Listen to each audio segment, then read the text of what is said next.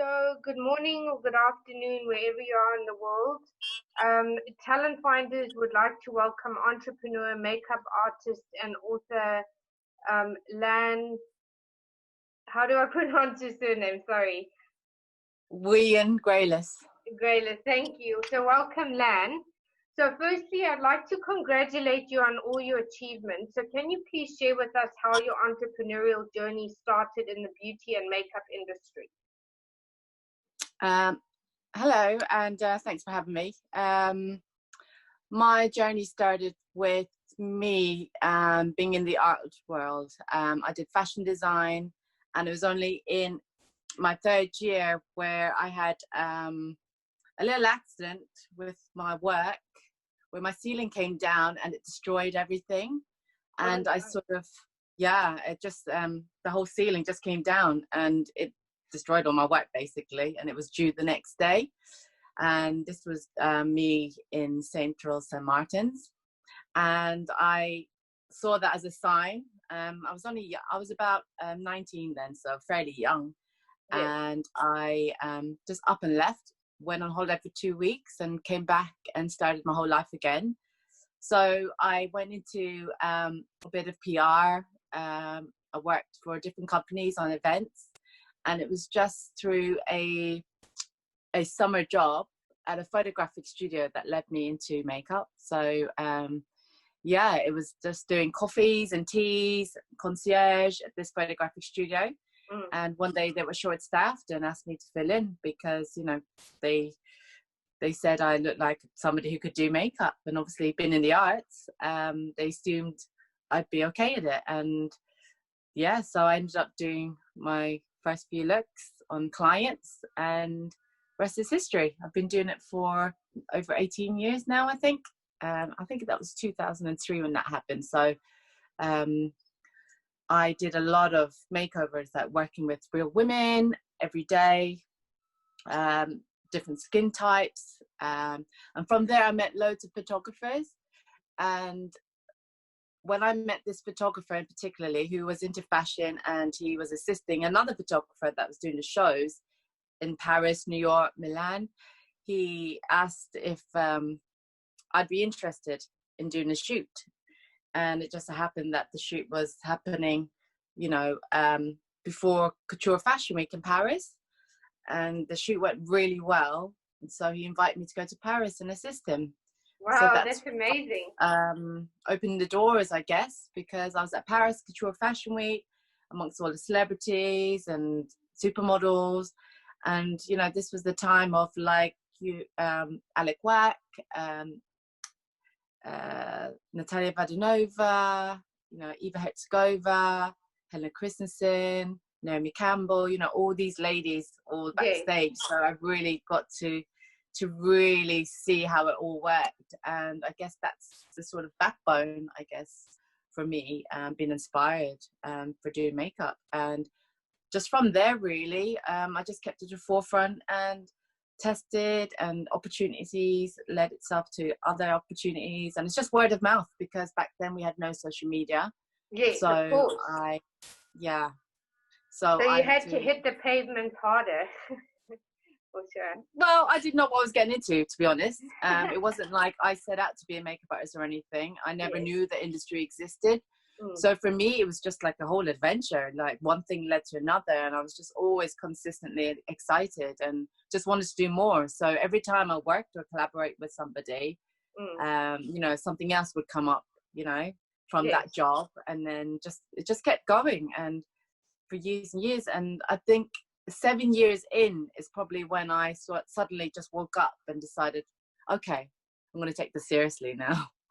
Because it's just going from job to job that led me, and I really learned to love the industry, and I was very lucky to have so much experience.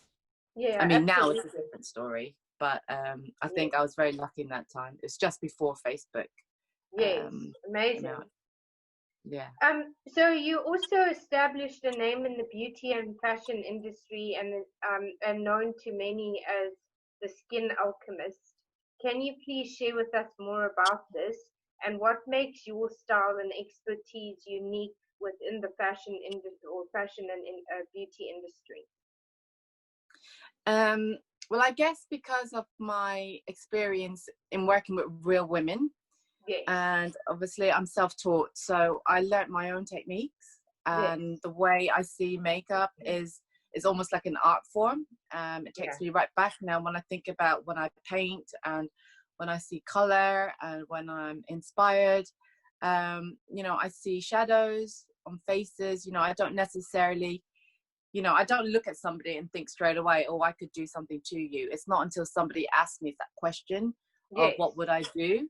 And that's when I come back with loads of answers and ideas, because I do see everyone as a blank canvas, and it's always positive. So I guess when it comes to my style, what people tend to notice is that it's never ugly. It doesn't matter how creative I am or how avant-garde.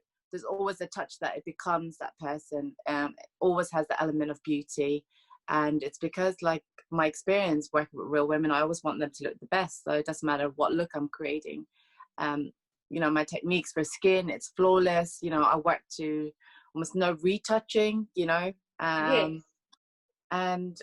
so obviously my ideas and my experience at shows really helped me develop those skills. So I've been doing shows for a long time, and for me it's like great training, because there is no, you can't hide when you're doing live stuff. No. Your makeup is always on show, and that's the way I guess a lot of my clients see me as a painter. Like, I'm always working so that they're flawless.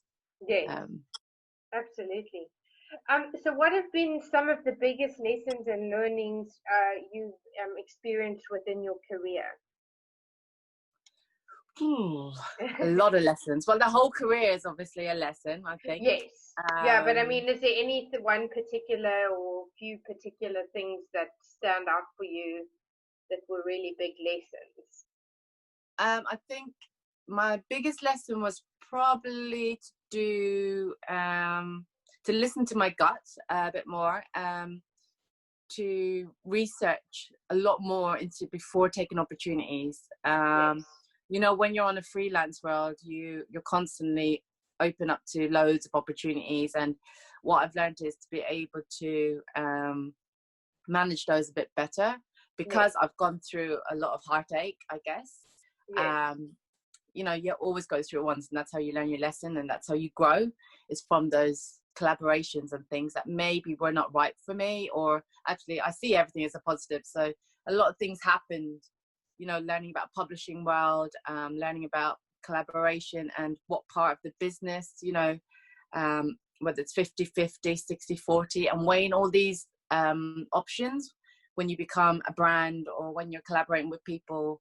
I think the biggest lesson is to learn about other people's motives and have it in writing. I've made a few mistakes where things are verbal, and I've stood to my side of the bargain, and then the other person hasn't, or had a different agenda, and it sort of hurt me. But it made me stronger, because I'm a bit more like less naive, I suppose. Now I question everything, so it doesn't make me paranoid, but it just makes me like more business orientated, and just want to make sure that everyone that's collaborating or being involved in any project are all getting something out of it. So I think that's what I've learned. Yeah, amazing. So you were born in Dublin, Ireland, and grew up in Waterford. So how did this help you shape your creative path? Obviously, been growing up in Ireland, my parents were, first generation, rescued, after World War II, Vietnam War. And growing up in Ireland, I was very much involved with the community, pretty much, from when I could walk. I jumped into every opportunity to get involved with everybody, and I learned to work from a very young age to help my parents with their business, but also it really helped, I guess, because I was, I suppose, a bit unique looking. there, it wasn't, I never felt different in that way. You know, I was very much integrated with the community, and I loved my upbringing. I absolutely loved my freedom. I had loads of, you know, outdoor space. I was always out till late with all my friends, and, you know, the schooling was brilliant. I went to a convent school, all girls, and, you know, it was some of the best times of my life, really. And it's made me, I guess, really really relaxed, you know, with the growing up in Ireland. You know, they're quite chilled, quite fun, very sociable, and I think it really brought that out of me, because in my sort of culture, you know, the women are in a certain way. You know, you're sort of brought up to cook, clean. You know, you don't really have a career. It's all about trying to survive and providing for a family and get married. You know, the fact that I didn't get married at the age of 16 or 17 was just like, wow, you know. And the fact that I was still like wanting a whole career in the arts as well was so different. So I really love that everybody I've been around has always pushed me to sort of follow my art and just doing what I want to do. So I've been very lucky, I think, to have that around me. Yes, absolutely. So how did you break into the makeup industry or beauty industry? Was there like and what I mean by that was there one particular moment that gave you a big break, or was it a series of things? Yeah, I think there was one particular one that I always remember, and this was about 5 years into my career, I think. It was an article that I seen looking for a makeup artist, and I responded, and it was for like a small production company. Yeah. And they liked my work. I only had like a few images in my portfolio. I had a meeting, they liked my attitude, and straight away offered me some jobs. And I did like celebrities, I did shows, and one particular job was for a major hair stylist at that time, and his name was Trevor Sorbet, and it was for L'Oreal. But when I was pitching for the idea, I didn't actually know what it was for. I was just giving a brief, and so I got the job, and it was like for, I think there was about 30 models, and I brought in all my friends to help out. It was a major show in London. It was the 40th anniversary for L'Oreal. Colour Trophy, which was like all the biggest hairdressers in the UK there, for a mega event. And once I did the show, I met, you just imagine how many hairdressers there. I met literally everybody, and that opened up a lot of doors for the following. And I'm still working a lot with the hairdressers now, and it's really pushed my career in terms of creativity and my skills. And yeah, it keeps me going. You know, I've never had to worry so much about finding clients, you know, because throughout the year there's always something on, and it's great to work in that team. So I'm not always by myself, even though the makeup world is such a lonely business, because you are by yourself, even though you're part of the team. But because I collaborate with so many people, I'm quite lucky. Yeah, absolutely. So you created a new pro makeup design book. What compelled you to create this, and was this an organic process for you? I decided to do books because obviously when I started, there wasn't that many books that I could relate to when I wanted to learn about makeup. I'm a very visual person, and I love looking at pretty things, great images. And I felt a lot of the books at the time were text heavy. So that first of all gave me the light bulb to create my first book, which is Art and Makeup, which was about the history of where it wasn't just about, you know, step by step.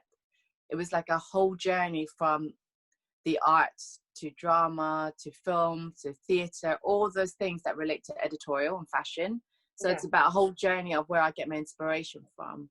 And so the pro makeup design book was a follow-on book, in terms of that colouring was becoming a major thing, a major business. But also when I design makeup looks, I always do smudge charts. I always design first and then I test myself. So I always involve it with being quite practical when you're Yes. designing. And it's always helped me in my business and career when I'm meeting clients and I sketch out the ideas, and then I have my assistants who then can follow those ideas through their designs and smudge charts. So I thought it was a good idea to maybe bring that in and make it practical, and hopefully, you know, the younger generation, you know, at school, it's a great tool. Like the book is a way of jotting down ideas, illustrate, color, and then, you know, at the same time you're learning by asking those questions when you're designing. It Yes. sort of implements it in your brain. So then when you are doing the makeup practically, it sort of feels like you've already had a test run. So that was my whole thought process. And yeah, I'm glad that it's out there, and, you know, we're on a second print run and it seems to be going down well with all the Amazing. students. Amazing. So you've also created a revolution palette to display your intention and love for makeup. Can you share with us more about this, and why was it so important for you to create your own palette in a highly competitive industry? Well, I had the opportunity to create this palette. Yes. I wanted to create something a bit more simpler at the time, but I wasn't able to do it. And it was only with a chance meeting I had with Adam, who owns Revolution, that we had met, like, I think maybe 8 years before, like when I first did my first book. And we never got around to collaborating together because he wanted to be involved with my first book. But it just so happens that we bumped into each other and he said he'd like to collaborate. And this was the perfect opportunity for both of us. So he got involved in, you know, supporting, you know, my business. And Yeah. I got to be able to create something that I feel is a tool for everybody. You know, it's something that hasn't been done. The way I designed it, it was like a book in itself, but it was a palette that has everything I needed for when I'm on set. It's like a touch-up. Amazing. But it has eyes, lips, face, cheeks. It's multi-purpose. It's natural. It's cruelty-free. Vegan. You know, it stands for a lot of things. It's recyclable. It's, you know, it's affordable. But also because it has everything in its sizes, you know, it will last as well. So it's a good investment, but also it's light and handy. It fits in your handbag. So, you know, when we're traveling on flights, you know, you don't want to be carrying loads of bottles of everything. No. You know, this palette just pretty much has what you need. So it just ticked a lot of boxes, and, you know, it works on all, you know, I made sure that it was usable for all different skin types and skin tones as well. So yeah, I'm really pleased with it. Amazing. So would you be able to send a picture or something of the makeup itself? Because I'm sure people would like to see, or I'll post it on my social media as well if you have. Yeah, I will send it to you. So your work is featured in some of the top publications such as Vanity Fair, Vogue, Elle UK, Glamour, and many more, which is a massive achievement in itself. Do you believe that this helped you to open the door to other career opportunities, and how important do you believe publicity to be to you? I think, you know, publicity is quite important because you're reaching an audience that you wouldn't necessarily reach. Yes. I think it depends on what you're trying to achieve. So yes. For me, you know, the PR is education.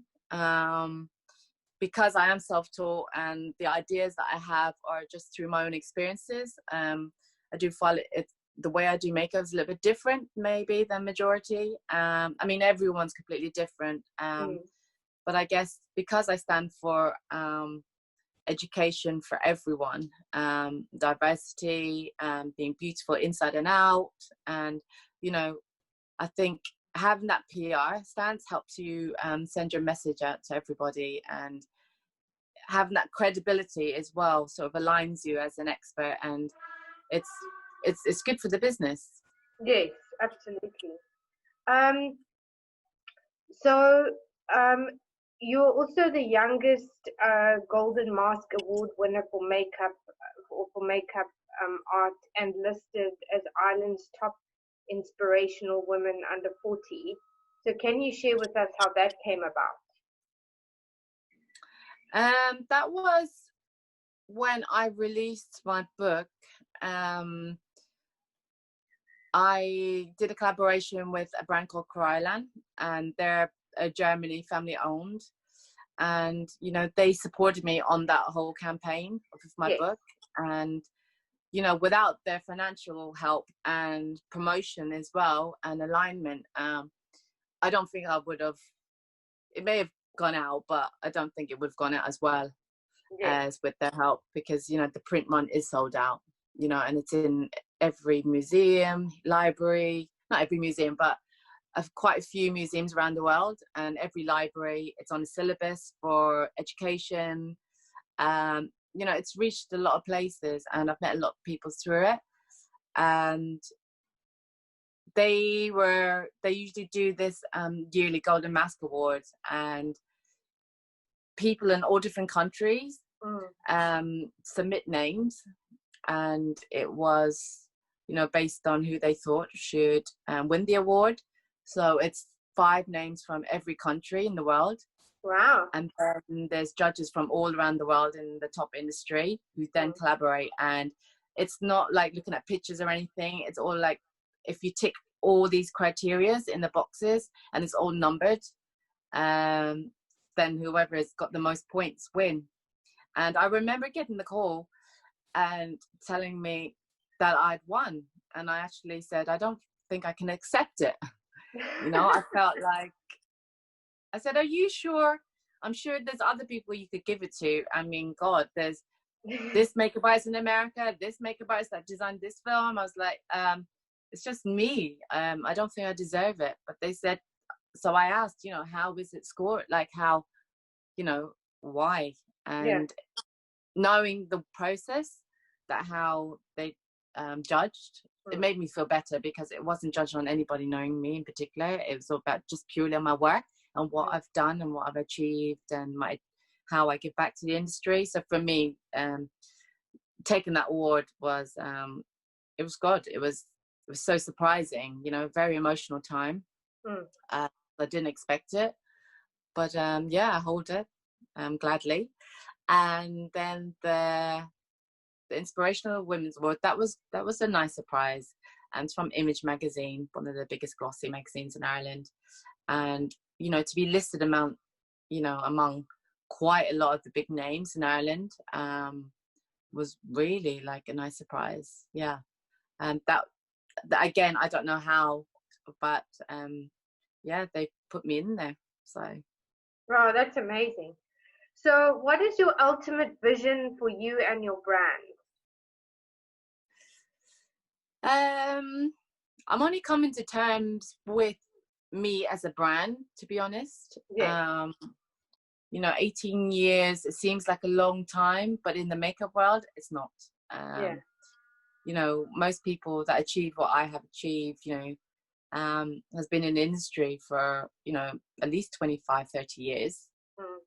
So for me, it's about just taking just all my ideas and just going for it.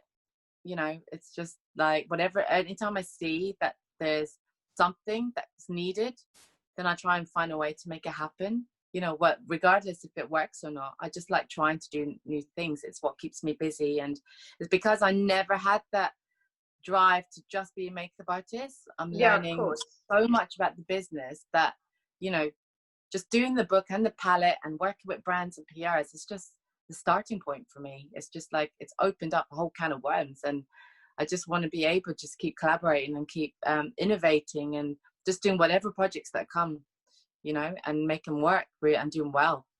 Absolutely.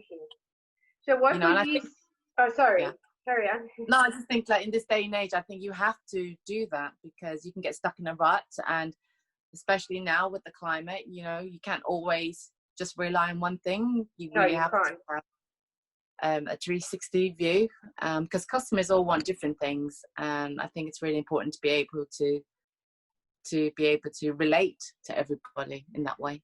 Yeah, absolutely. So what would you say some of your biggest career highlights have Hmm. been?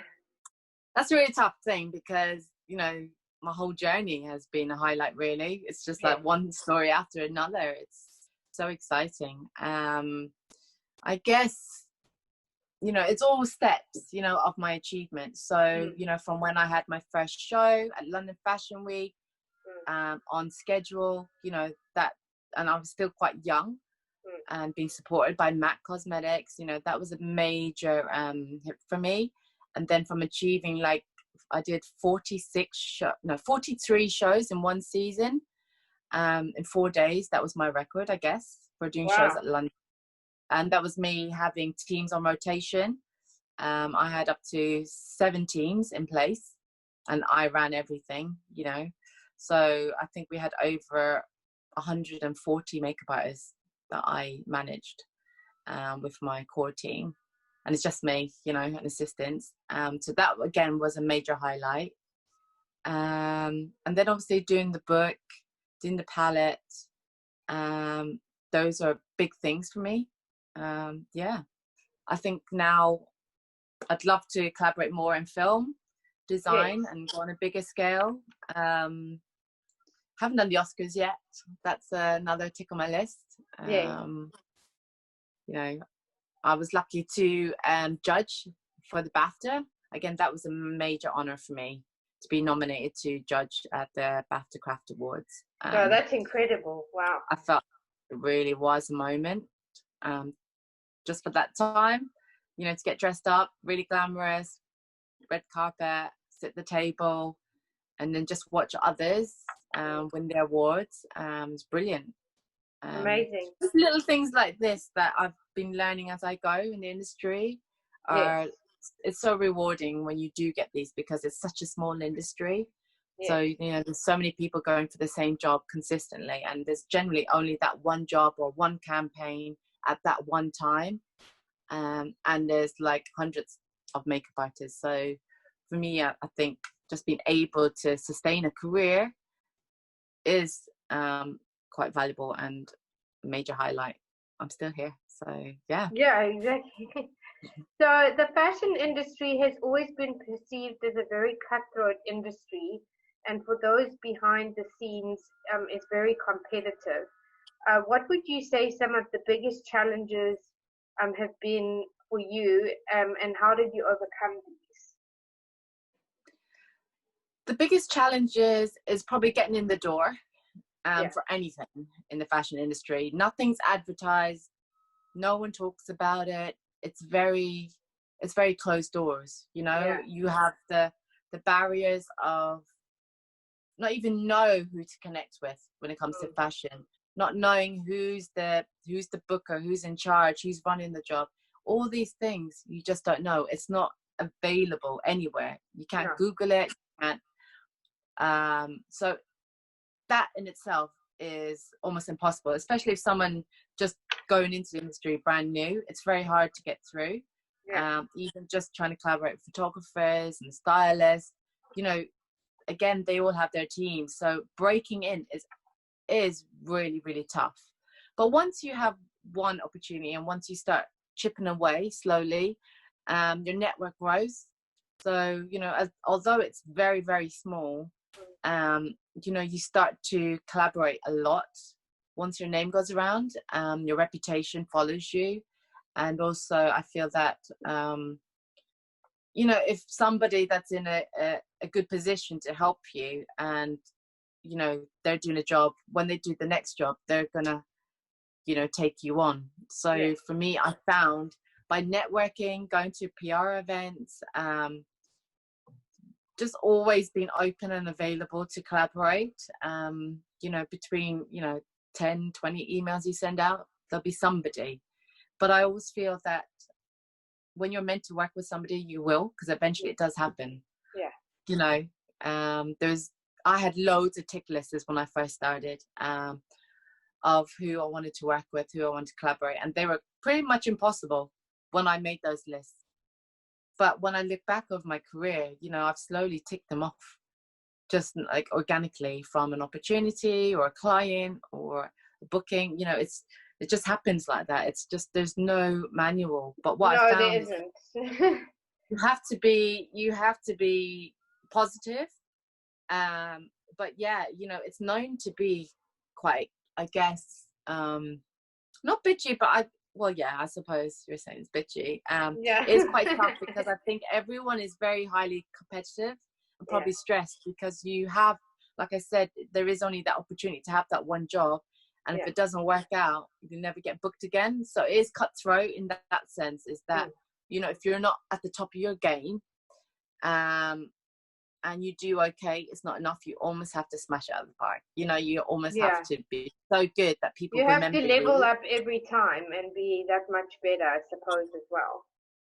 Yeah, and it's from, you know, from who you collaborate with and who they're collaborating, and there's a lot of like association, you know. I mean, it is quite tough, because if you haven't, for example, like if you haven't, say, when you first come in, you want to do fashion, but they don't see you as an editorial makeup artist, like they don't see Elle or Vogue on your list, then you just don't get, you won't get the job. You know, someone's going to choose, an employer is going to choose someone who's done the L's, the Vogues, the Glaciers, the Glamour magazines, more so than somebody who hasn't. I mean, it's changed over time because of the influencers sort of, and the way the businesses are running now. That's about your content and what message you're sending out, and that people collaborate with you. Like, people are actually, I find the way I've succeeded is that I make jobs for myself. So the job positions where I, you know, maybe don't fit in with a certain magazine or a certain group of people. You know, I was never the cool kid. I was always the odd one, or always wanting to do impossible things that could never be possible, but I made possible because no one else was doing it. So you sort of cut your competition by doing things that no one else is doing, because people can't compare you. And I think that's where I think that industry is that because it's fashion, it's all about beauty, it's about looking cool, it's about trends, being above the rest, you know, ahead of the game. You're always being judged consistently. So if you haven't got it all, it's hard. It's hard on your mental health, and it's hard on like trying to build yourself up. Oh God, someone's driving up outside.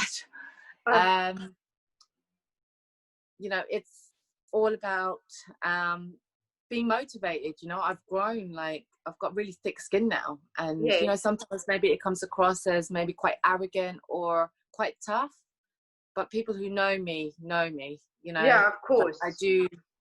I do get affected by comments, you know, like everyone else. You want people to love you, you want people to appreciate your work, and you want to be acknowledged. And I think that's what fashion is. It's like everyone's out there trying to do things and be creative and really push boundaries, you know. And when people say, what's fashion for? It's, you know, it's just inspiring people and getting the acknowledgement, you know.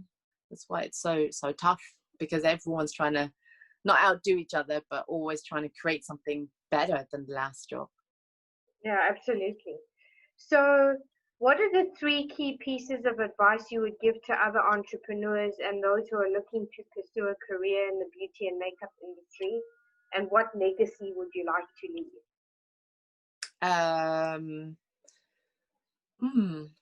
3.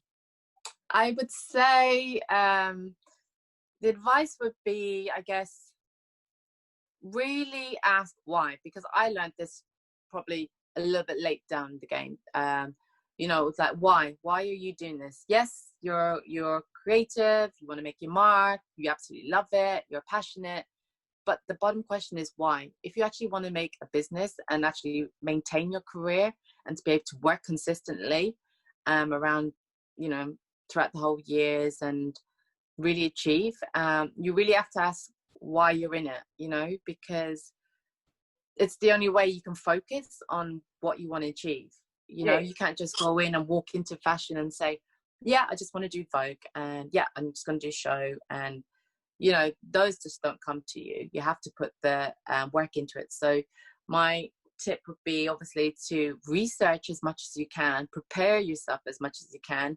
I've got like so many notebooks where I'm constantly writing notes of what I like to do, how I'm going to do it, who are the people that I need to connect with, you know, and what I guess as my parents or my husband or most people would say, God, you're crazy, you know, why do you put yourself out, you know, why do you put yourself out there? But if I just sat there, no one's going to come, hey, I've got this opportunity for you. Just nobody, you know, you have to put the work in. You have to let people know what you want to do, ask people to collaborate. And I think when people know where you're going and the right people will help you and jump on board to elevate you and join forces with you. So I think you have to it's almost like, you know, when you're working in TV, you have to do the pilot before people start jumping on it, you Yeah. know, or, you know, if you've got a really good idea and there's nothing out there, you know, you actually have to test run the idea. You have to look at your competitors. You have to look at what makes you different to everyone. And it's quite tough because, you know, we're so attached to our jobs.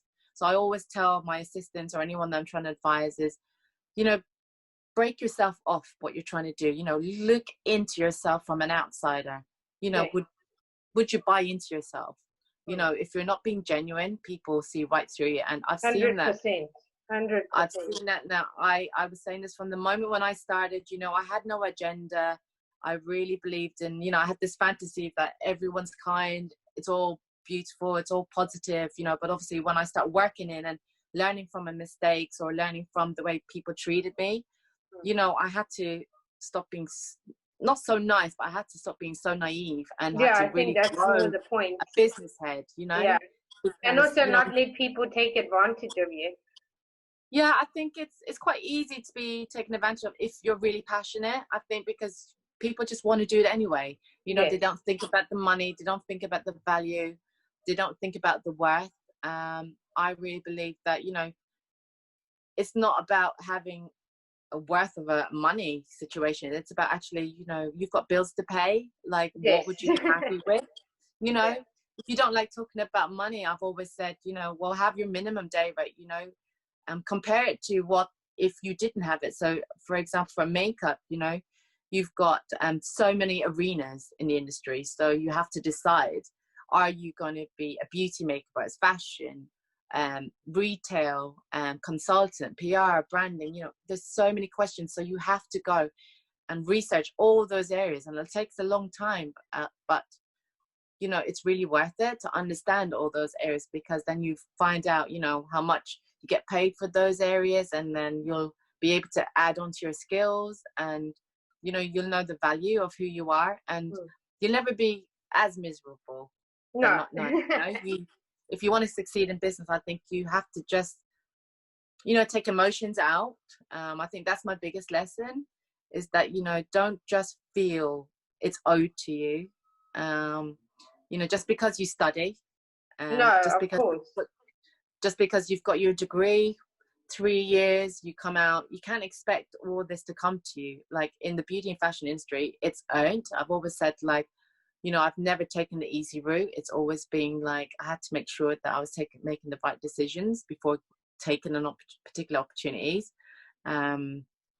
Yeah, so I guess that's, in a nutshell, really, is to understand who you are and where you want to go and focus, because before you know it, 10 years will have whizzed by, you know, because it's so fun. And that's the problem. When you have so much fun and you're doing what you love, I think a lot of creatives, you know, they don't think about their business, and they don't think about the money.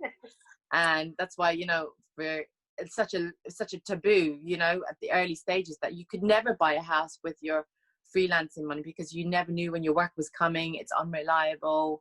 You would never get your loans or your investment from the banks, you know, because you could never give an answer if you were going to work from week to week or month to month. You know, exactly. So for me, growing, you know, in the business and becoming tougher and just more organized, you know, I've been able to measure and scale up, you know, and give myself, you know, goals, you know, and it's just there really just to make sure that I'm motivated, that I'm ticking boxes, and that I'm happy, you know, by having these lists. You know, you're putting it out there, you're visualizing where you want to be. It happens eventually, you know. So I think if you're just, especially as it can be quite lonely when you're a makeup artist, I think you know, you can feel when you don't get those jobs, you know, you can get the option, Yeah. but then they've gone for someone else. It's a bit of, you know, you know, it's a bit tough to take Yes. consistently, you know. Yeah. It's just no, no, no. And I went through a lot of no's, but for me, the no's never got me down because I just assumed that they didn't like me. So I put it down to as, okay, they don't like me, they don't want to work with me, so I'll find another way. I'll work with someone else. Yeah. So I kept going quite a lot by being positive and just accepting, you know, if I didn't get a job, it's like, okay, they went for someone who they thought was better. Doesn't mean that I'm less. It just means that could I make myself better, you know, consistently educate myself, practicing, testing, just making sure that I'm the best self. So if you can go to any job knowing that, you know, you can do your best, then I think the jobs you get, you know, will reflect it. Yeah, you know. exactly. And what legacy would you like to leave?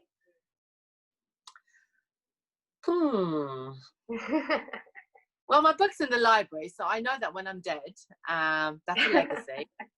You know, Yeah. I always remembered, you know, my inspiration. I've always said, like, I was always inspired by Mother Teresa and the artists back in the day, like Monet, Rembrandt, Picasso, and their art lives on. So for me, you know, my legacy is, I want to be known as an artist, not just a beautician or anything like that. I want to be known as, you know, as somebody that people appreciated and just be acknowledged for what I've done. Like, I like to help people, and I guess, you know, the book has ticked that box in a way, because I always get messages from people around the world saying how much they're affected by the book. So for me, that's, you know, I'm happy, you know, and I have a daughter, so she'll live on, you know, with my name. I don't know, I'm still enjoying myself, and I just want to do more and more, and hopefully retire, so at some point. Yes. But you know, I guess in education, you know, if people are using my books as their tools for learning, then I've done my job, to be honest. You know, I've filled that little niche that I wanted to. I've given something to people that I wanted to have when I started makeup. So I think that ticks the box. So I guess to be acknowledged for what I've done would be quite nice. Yes, absolutely. So, if people want to connect with you, what's the best way for them to connect with you? My Instagram is pretty much my hub. Okay. Yeah, and my website, it's coming soon. Okay. I've got a new business sort of arena happening, but because of the lockdown and everything, it's been put in a standstill. But yeah, Instagram is pretty much the hub for all news and engagement at the minute, and I'm just on channels and stuff. So yeah, you find everything there at Lan's London. Oh, perfect. Well, thank you so much for joining us today, and hopefully you can come back in the future and we can see where you are in your makeup and beauty journey and business journey.